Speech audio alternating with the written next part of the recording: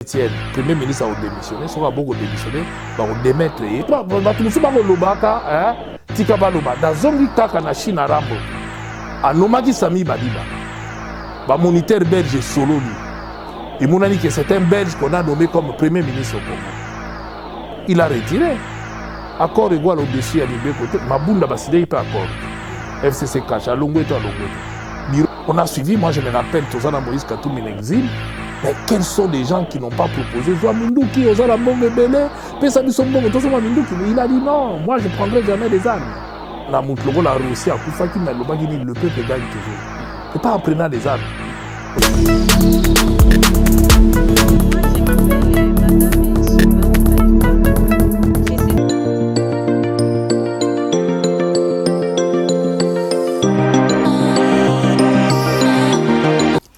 Très chaleureusement, nous vous disons bonjour, mesdames et messieurs. Vous nous suivez partout dans le monde à travers votre émission Micropopulaire ainsi que votre chaîne officielle pour l'information en temps réel. Merci à la grande équipe de cette émission ainsi que de votre chaîne. Aujourd'hui, question de parler de l'actualité politique de notre pays. Nous avons donc un invité qui s'avère vraiment très important pour nous, mais également pour vous.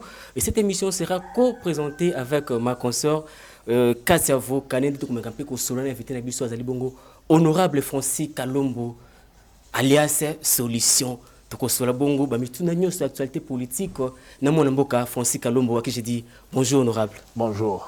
Bonne santé, joyeux Noël, merveille. Merci pareillement na ba otuba Olanda biso.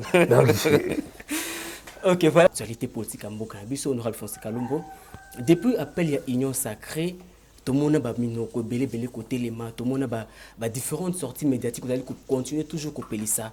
Mboka na biso na ba différentes déclarations. Mon amboka Francis Kalombo, est-ce que on peut dire que appel à l'union sacrée et le dernier virage, tout dernier piste oyo fati à l'okipo a mekampe ko laver ba ibazaki bon na messa la régime surtout que les kanambo kanabiso. Mais laver bateau ba na messa ça n'a rien à voir avec ko laver. Ce qui est important au biso de côté là qui na ton dima qui na invitation il y a consultation, c'était que la clé c'était la situation en Mboka. C'était l'intérêt général, c'était le bien-être à peuple congolais. Surtout tout ça a le même constat sauf bata FCC. Ce qui besoin de la préoccupation Congo mata Congo bonga FCC ba na préoccupation moga Joseph Kabila zonga, Chine Ramba zonga. Pour na bango azonga pe pour na osala nini bazolo bate. Donc mboka za kokufa, mboka ya koteka mana bapaya. Donc il fallait quand même total idée est bonne. Maintenant c'est la faisabilité. Il faut qu'ils aient la concrétiser et qu'on les kamalamu selon l'entente de la population. Sinon le même peuple, a bois qui se chine à Rambo, a Obama Bisope Mabanga. Ok. On aurait pensé qu'à l'ombre, le même peuple, au bois qui se chine à Rambo, a corrigé que Obama Bino Mabanga. Nous avons déjà la carte du gouvernement Union Sacrée parce que certainement, aux zones dit, mais la président Félix Antoine Tshisekedi. Non, ils ont gouvernement. Bisoba Tondima, il faut répondre à l'appel. Il y a une consultation pour Msouba, il va l'accès à l'Inabango déjà. Alors, Bisoba Tondimi, il y a que non, l'Union Sacrée est bonne. Par rapport à l'intention au président de la République à lobby, mais ceux qui lobby, et bimi bien té d'abord, biso to la bataille biso to dénoncer en haut, mais de deux, ceux qui peuvent bimi bien té peuple d'où nous avons une responsabilité, mais une responsabilité historique, historique dans le sens où que batebele bazoye baté, c'est pour la première fois nambo kanabiso changement moko sala manambo kanabiso uta na maloba. D'habitude, si vous interrogez l'histoire politique à Congo, et les 13 parlementaires, il faut de temps en temps rendre Bango hommage. Le dernier en date, Tomoni Mbombo Léonaouti Okufa, donc peut-être 4 kaka. Parmi les 13 qui ont pris le courage de croire que changement Goya Nambo Kanabiso en s'opposant à Maloba. Puisqu'au départ, il y a un Mindou qui passe les coups d'État, côté Kunamulele, côté Bazu Mindou qui. Non. Mais pour une fois, il y a eu des Congolais qui ont dit non. Makambego changer na Maloba. Et on a suivi le pas. On a suivi, moi je me rappelle, Tozana Moïse Katoum en exil, mais quels sont les gens qui n'ont pas proposé Zouamindouki, Ozala Mbonge Belé, Pesabiso Mbonge, Tozama Mindouki. Mais il a dit non, moi je ne prendrai jamais des armes. Jamais. Et pour Nanga, nous allons croire qu'à force, il y a Goloba et qu'on change. Et bien, Moni, Bozana, na Moutlogo, la Russie, à Koufaki, mais le peuple gagne toujours. Mais pas en prenant des armes. Les lots pour nous rendre bango hommage, Barossi, Bakapangala, qui ont cru d'arriver à la démocratie dans Mboka Nabiso par la parole, il ne faut pas trop décevoir bango. Donc les lots dans les comités. Azoïb Sabatouara qui dit baté dans les comités. C'est-à-dire il faut tout boudonder comment. Toujours comprendre que lelo Félix a une intention malamu à l'ingimboke changer au vu expérience au yemo pas vivant. Mais tu me rappelleras toujours Batou. Et moi j'ai un défaut, c'est mon franc parler. C'est de dire qu'on peut accompagner quelqu'un, mais l'expérience que nous vivons dans Bamboka Moussoussou nous pousse à réfléchir. Parce que ce qui se passe aujourd'hui, par exemple, dans ma Côte d'Ivoire, au Burundi, ceux-là même qui ont été privés de leur nationalité, ceux qui ont été privés de tout, qui ont fait de l'opposition, qui ont été brimatés, condamnés, mais la tour n'a pas commencé à la même chose. Et nous prions Dieu pour pas que Mité Manabiso ait changé, éthique à la Zali, parce que tout ça le bien-être à Congolais, Liboso. En tout cas, je peux soutenir une idée, mais si on a une idée, on est à volonté à prêter, franchement, je ne peux pas continuer dans cela. Voilà, on appelle ça pas concernant une question par rapport à la même idée. Aujourd'hui, vous avez confiance sur que l'Union sacrée Simbité, Babino vous avez pointé du doigt. Mais, vous avez accordé crédibilité na union sacrée. S'il faudrait que tout soit gouvernement, bah tu belé pela bazon dimionté entre autres tout moni et mon ambo kavanate Moubake Koloba tout mona qui ancien candidat na élection 2018 Alain Daniel Chekomba Kobake non union sacrée ezali appelle moko boya escroquerie. N'habite au réagir ndeni par rapport à ma propos. Mais écoutez, chacun a ses mots. De toute façon, moi je suis totalement d'accord qu'il n'y ait pas l'unanimité. Pourquoi nous allons vivre dans un monde où tout le même langage, la pensée unique. Tout le monde a maréchal et beauté le côté. Moi, je préfère encore que Batouba Kota doute. Doute, ça motive quand même Bateau, Bazo commander, Bazo diriger, pour permettre que pesanter mon pesa vis-à-vis na bango, ils ont permettre bango bako que boussole mon ali, surveillance mon boyezali. Moi, j'ai toujours dit qu'une opposition a un rôle à jouer dans une démocratie. Il y a quoi porter au peuple à l'ingate. Et pour acheter là-dessus, même dans le paradis, Satan est le fruit d'une opposition. Satan. Satan a fruit de l'opposition. Il s'est opposé à Nzambe, il s'est prosterné à Nzambe, et bon, kaka, biso batamokili. Alors non, moi je suis totalement d'accord que Babylone a négocié ça. La position Moubake est connue. Ozomona, Moubake est en Bayabagaye na Kabila. Yem talibosa bimaki abibako c'est la guerre Makambu. Azamutu malamu. Et tout ça parce qu'il y a qui contre Félix. Il y a qui entre parenthèses, mais moi je suis totalement d'accord que Bango peut coach ça moi doute parce que il y a que Bomarambo quand il y a un chèque en blanc. Il y a une contradiction mais on a mon avis Félix dès le départ il a besoin opposition ça là opposition et pousser opposition ça la musala nango. Bravo, nous voulons que l'opposition existe. Où il y a une s'opposer nango à Kéimé. L'union sacrée nano et c'est concrétisé. Donc la position na bango. Les idées sont là, les intentions sont là, les gens ont manifesté leurs intentions et ont participé à l'union sacrée. Nous attendons la création de cette union sacrée pour longtemps là, qui vont composer cette union sacrée et comment cette union sacrée pourra fonctionner pour l'intérêt général. Tout le la démission, il y a premier ministre jusqu'à là qui était. Toujours battu d'accord ni les autres résister que aza toujours kakawana pour to yebité to zela qui départ na aza toujours wana boyo kani ya mwana mboka Joseph Kabila na Félix Antoine Tshisekedi le monde tout ça qui premier ministre à la place wana tondeni. Ben écoutez, premier ministre ça parce que ba non qui est soka boyi ko longwa et ça parce que alingo longwa te mais ba longola e kaka a longwa na e kaka parce que soka a résister par rapport à quoi soka ba lingi au dessous souté na ba majorité au Kende kaka. Mabunda boya ki akenda ki. Mais constitution zo protéger le côté. Mabunda lobaki a longwa wa kenda ki. Accord égale au dessus à mibe côté. Mabunda baside il peut accord. FCC cache a longwe to longwe te. Biro mo mekwei. Il est pas au quoi na eza lo pamba, c'est question de jours. Soka boyi ko démissionner ba longola e. Soka boyi ko longwa. Mais oui, na évité Ramboko bato ba oganga violation de la constitution. Na évité ba otanga ngote Est-ce que vous vous souvenez puisque boaba pas dit sango que Namboko Kabila Sa nommé premier ministre après à Longolié a bandeli ko nommé sans que mais non mais na sabi non c'est il faut beaucoup na bata fait c'est Kabila tanga nomaka Sami Badi Banga. Le monde a constaté qu'il a nommé un citoyen belge premier ministre dans le Congo. Et quelques temps après, tu as vu que Lambert Menda Lobagi que non, a signé que l'ordonnance Moussoussou Yassika. C'est quoi, retirer qui Oana? Ouais, à Liboso. Donc ça veut dire qu'on peut retirer l'ordonnance. La tunikaka. Bon répondre. Non, pour batu musuba ko lobaka, tika baloba. Da zongi kaka na China Rambo. Anomaki Sami Badibanga. Ba moniteur belge Sololi.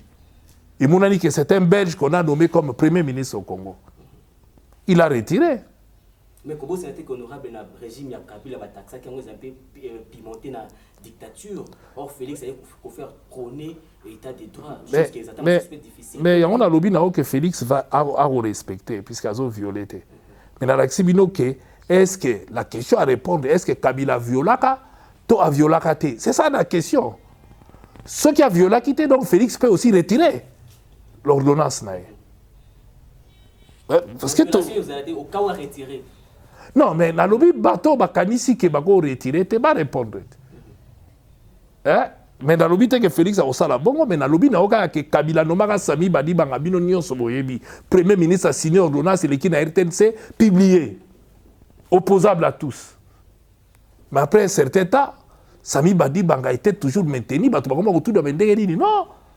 C'est que Kabila et le cas il n'a parlement pour balongola Kabila dit retirer ordonnance d'Aïwana et puis à ça l'ordonnance Moussousou Lissousou a nommé. Donc, on peut Félix a retiré. Donc par là, honorable Bakino, dans chaque régime, il y a vraiment une phase informelle, une formalité si je peux dire ainsi.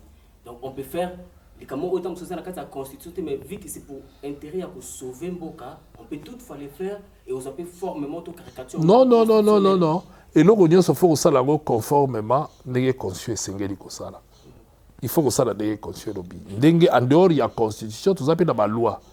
Et tout ça peut dans le droit administratif. Tu vois, c'est lui qui fait plus, peut le moins, c'est lui qui a fait, peut défaire, ainsi de suite. Donc, il y a Nomara, il y a Mutakoki, Mouto a sali a signé ordonnance, a retiré par ordonnance. C'est normal. Il y a même dans Babylone à mais quand cela ne tienne, le Premier ministre a démissionné, soit beaucoup démissionné, va démettre parce qu'il y aura une majorité. Le président va nommer un informateur qui ira identifier. Pour tout ça, pressé pour dire. Faut même à Longwe Lelo, même à Olongwa Lobby. Il faut oser l'informateur à identifier majorité. Et majorité, on est au quoi ça est. Ça, c'est. Il y a un problème, des soucis. Pour majorité, c'est Salami Nango. Il y a déjà plus de 300 députés. Mais vous confirmez que non, majorité, ça déjà. Ok, mais au niveau de il y a une décision pas battre sur la sûreté.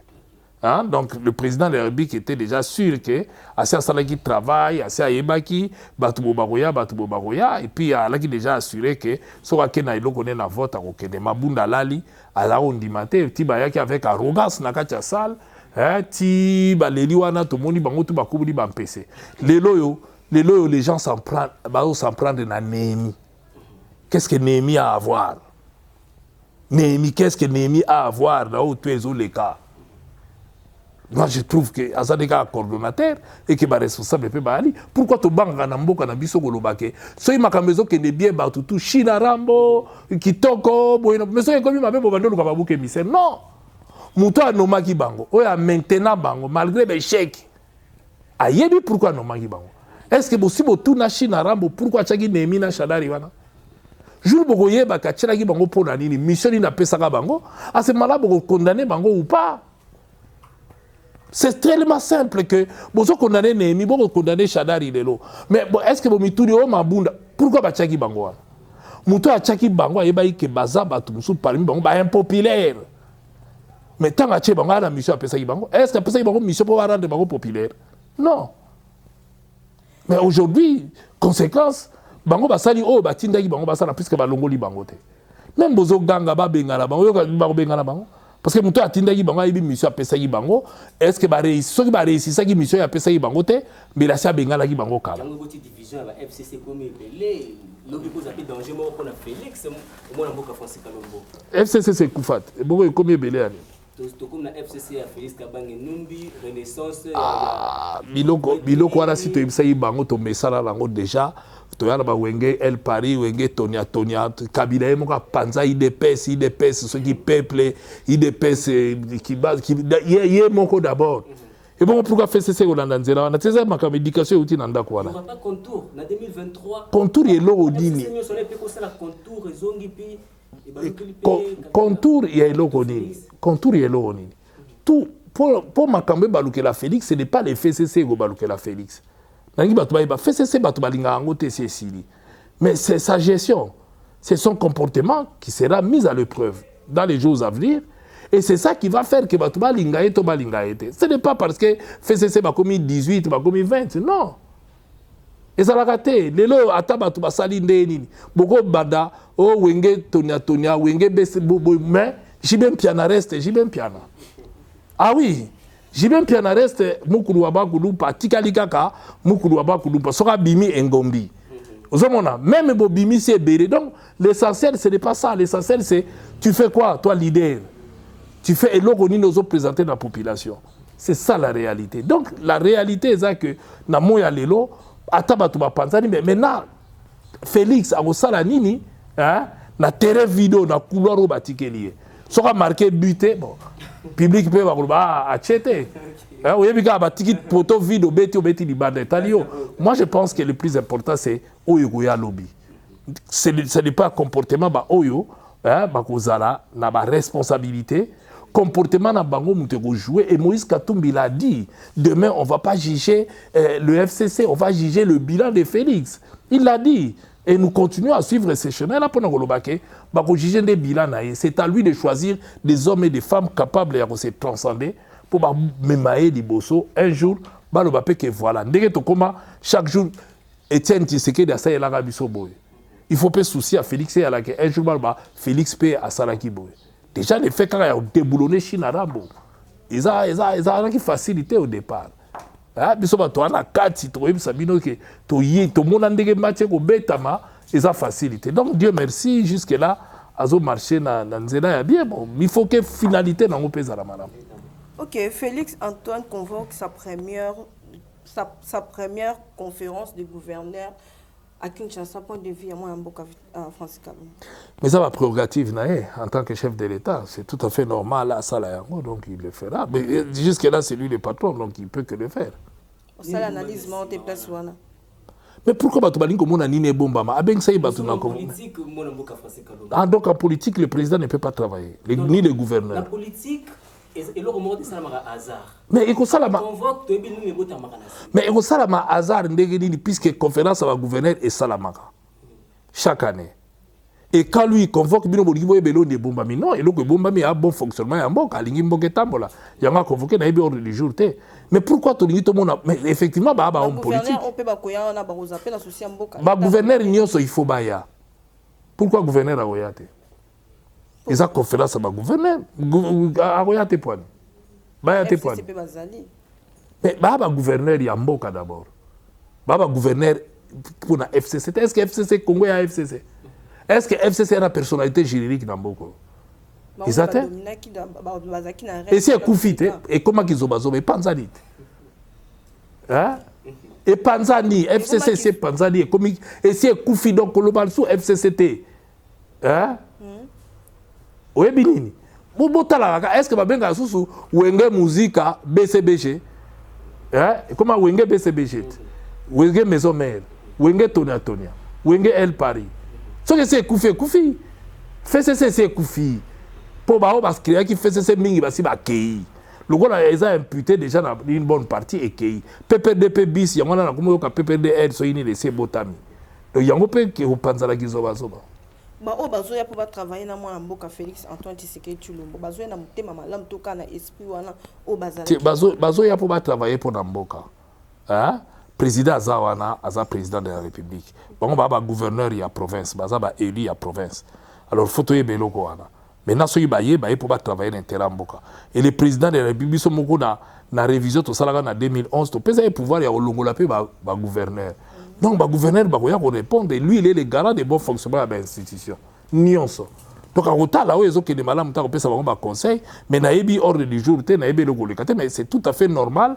Abeng ça va gouverneur baya pour ala kisabango voilà ndenge mboke zotambola ndenge mboke otambola bon si ko gouverneur au boya goya d'ailleurs so boyi koya pour nanga faut pas sanctionner gouverneur au boya goya faut pas sanctionner au boya point mais awuti ko yamba bo ndingi bo soupçonner na uta ko yamba ba responsable ya ba armée ya ba région nyonso ba la ki est-ce que ba kufi ba zongite hein alors bayaki basali musalo tina yaki asuro ina bango bakei ba wana peso baye à travailler parce que musale c'est alba qui salume banda. Les gens doivent travailler, il faut impulser à sike kota pour mboke kotambola malamu. To bela voyage ya autorité morale ya FCC to mona ki ndinga kende kotambola pe koyambande bayamba ki après combien d'années oye alungwa na Lubumbashi akenda susute aye ko kende susu to mona zo ina ba base na ya zo solo la na bango na calme nyoso lelo ayo ko reconnaître que ba base pe bazalaka. Ben écoute, toi d'ailleurs question faut botuna parce que lelo na yoko kabatu ba comme buganga katanga mais nana bomi katanga ba yemo kam ta boma katanga izalaka lisusu te ba kabola ngo ekoma kizobazoba oyo ekomi olo mami oyo ekomi boy bon soki muta reconnaître lelo mabe na ye face à la gamme ya culpa eloko eza mabe pona biso surtout biso ba africain ya ezali question ya ko boya ko reconnaître que na salaki mabe bolimbisanga. Donc soka yebi ka salaki mabe et que yemo muta panzai katanga a tche division na kati ba katanga c'est à lui de demander pardon et puis ayebande na ko avancer. Moi je pense que commentaire au sala mingi ezate et namboka na biso balobaka mwana yebaka pa baboti tangu mbule betaka ndayeba ndako ba parents soki mwana reconnaître que et pas la biso yango yo pota mbule ezobeta na kende ko bomba makuna bon soka ke ko bomba makuna pa yebike kuna nde ba ko batele pona maya mbula c'est une bonne chose mais moi je pense que yemoko mutakabo apanzi bango ka ye mutasali mabe kuna ka ye bokenda ba village atana ba manono kuna bozomona ba ola kisabino ba chanter bilonga minene mais na propre village ezate mais lelo so okena village le quoi kashobwe osutuko kanziko wana na village te malgré tout ça mona que Moïse okuta quand même que Moïse a tongi ndako yo ata président américain ya ko olala mais kene na manono kene na ba village ba tumususu lelo ata oke badonga okuta ke non mobutu na village na banda tonga quand même ndaku okena kawelo okuta quand même donc il y a quand même na symbole oza mutu moko za pe na mo ba moyen et pas la bino tongi pe quand même donc il faut quand même toyeba que de temps en temps ba bazangi bon ils ont problème te ozangi mais wa zanango il fallait mais lelo tangue yindi bozongi siko côté kuna conséquence bozangi sika kolala beaucoup molala bipa bato mais pour Lubumbashi a pas d'APT pour des bakabola ba province y province oui mais il faut tomber que non y province des apa mususuti pas une application mais oyebi province na bien balubaka tu ba na Lubumbashi te baza côté bakenda wana province na eza côté kuna ozomona donc lelo to yebi que zoa za gouverneur na côté kuna a gouverneur côté Lubumbashi te donc na bato na kwena bango ba tsaki mwa libaya o ba ko voter bango place na mboka na bango mais a libre otambola na Congo mobimba congolais nyonso a libre a s'installer bisika nyonso alingi place ako kende ben a sali voyage c'est normal au moins pour y a monique ako voyager ako tambola mais bino bo viva ouais Tshisekedi bakanga ya so combien de mbula abimakata fandaka na liberté na katana. Il s'est passé des choses dans ces pays. Félix Alobaki a discours à l'étranger, je n'ai rien oublié. Alors ba donner des leçons de l'homme comme ganga sauver biso sauver pas sauver nani. Mais qu'on servir peu de leçons mon que nous les premiers bénéficiaires état de droit et servir peu de leçons na ba colite na ma BP. Oui mais moi j'ai mon salaire avocat na ko j'ai eu la chance de croiser pauvre Alamba paix à son âme. La prison. Alamba loba la ngalobi Francis ba oyo ba o diriger les loso ba lega nanu awa makamsu ba o sala ba ko salate. C'est ce qu'on peut dire. Les gens oublient ce qu'on a mon konjo bo sani ko aka moto. Bigi ba kuma ina comportement ba mo aneti ba aka ba to. Tina dernière minute. To so mona ba kikaya ba zo tweet on dire ba aka ba gang ba donner des leçons. Na ko mona ko mo ganga sauver. Elo ni anda, je mutu mo anda, je ate na Congo. Honorable Francis obeti lisolo pesi lisesolobi mona moko akendaki et puis amoni mbule beti azongi panae ndenge salimi pa mona mboka Joseph Kabila. Tu remarqué ba image bisika yo sazo ko kende a garder popularité dai. Est-ce que quelque part ezali fruit inconscient, excusez-moi le terme, fruit inconscience ya peuple o bazali ko yambaye to bazali ko landwa po wayi kendo na suka ta mususu moi kanyaka ko ma vie souffrance o population ko wana azali ko souffrir ko subir. Non, il y a deux choses. D'abord, on a une popularité au bateau, image. Mais on a une image. Au image. Tu as la marée humaine, comparé à Moïse qui t'a eu dans Colombie.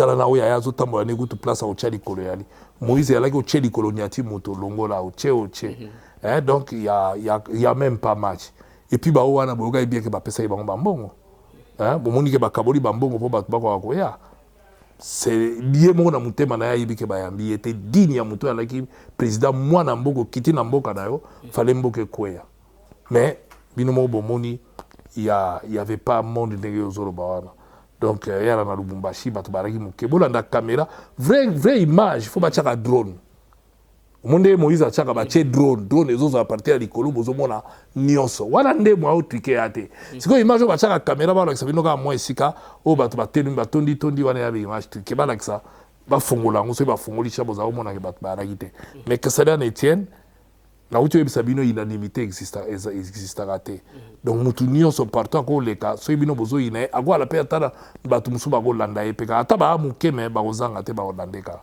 Est-ce que le voyage honorable ils ont préparé déjà exil parce que malomazolo mama azolo kanzelani na ko bimela so ka province ou akina province oyo ils ont déjà préparé déjà sorti moro pour l'exil te me wana ngana éviter exil les a choix ya mutu mutu sera moni que moyen t'a décidé à ça l'exil le mot a son pesant d'or mais je ne vois pas pourquoi ba aucun de l'exil pour avoir Félix Alingi ko cha dictature te par exil ba ko pesa o ni l'exil ceux qui vivent en danger par rapport à bagambo politique mais ceux qui a pour mabe au salaki balingi ba sambisa o problème ezala te. Voilà, merci puisque tout comme déjà ko kitana émission na biso to kutela na phase oyo il y a informateur à quand nomination informateur mon mboka Francis Kalombo qu'est-ce qui empêche nomination toute désignation il y a informateur est-ce que ça sur le plan critère tout examiner mais opposer Moutamabe question il faut poser question la présidente de la République qui doit nommer un informateur et la constitution ne lui donne pas les critères c'est lui qui fait un choix de choisir un homme ou une femme oyo akoyi kotinda ye na mission wana ya okende ko luka information pour na koyeba majorité. Moi, je ne sais pas, je ne peux pas vous le dire, mais c'est un choix, il prend son temps. Mais informateur, il y a un travail qui s'est fait en amont. Sûrement, il y a un travail qui s'est fait. Et le moment venu, de manière à ce que les choses aillent vite. C'est un tout. Je pense que Naminito, il est déjà en train de réfléchir sur l'informateur, qui pourra être le Premier ministre, qui pourra... Puisque la majorité, il le connaît déjà. Tokosana libomate ayebi déjà avec qui a travaillé ils ont dit pour la minute bao baligi baya basi baye c'est autour du chef de l'État basi baye ça sera pas autour du Premier ministre et pas na quatre on a des présidents au Ponamout donc la minute to sur là sûrement que lui il est déjà dans ses calculs là et que il va finir travail au sala avant ko sala mais ça va arriver peuple azo la mingi donc voilà mutu nanga suka pona pesa malobe pa ya mona mboka katsa foka po kitsa émission oyo. Après l'élection générale en 2018, le pays est en crise politique. Mona mboka Félix a affirmé qu'il y a un voilà pourquoi a initié qui appelle la union sacrée. Tout repose sur l'informateur. Si c'était selon vous Francis Kalombo au pays secrétaire parce que mboka ezali na crise.